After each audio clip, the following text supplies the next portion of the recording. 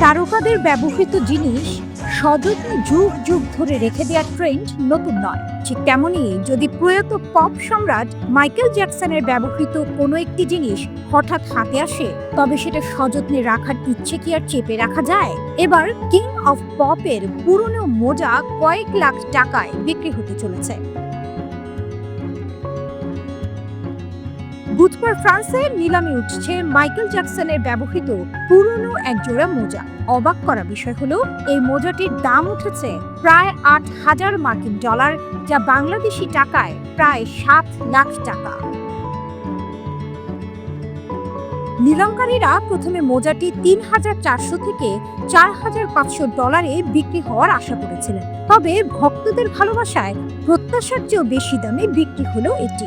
১৯৯৭ সালে ফ্রান্সে Michael জ্যাকসনের history world tour এর কনসার্টে তিনি এই মোজা পরেছিলেন। অনুষ্ঠান শেষে তার ড্রেসিং রুমের বাইরে মোজাটি পরে থাকতে দেখেন এক ব্যক্তি। দীর্ঘ ২৮ বছর ধরে অত্যন্ত যত্নের সাথে তিনি মোজাটি সংরক্ষণ করে রেখেছিলেন। সম্প্রতি সেই ব্যক্তি মোজাটি নিলামে তোলার সিদ্ধান্ত নেন।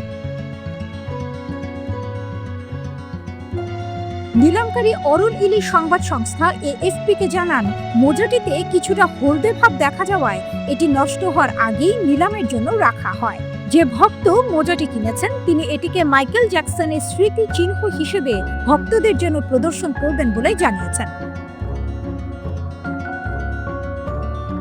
তারকাদের ব্যবহৃত জিনিসপত্র সংগ্রহের এই পুরনো প্রবণতা ভক্তদের মধ্যে এক প্রকার নেশার মতো।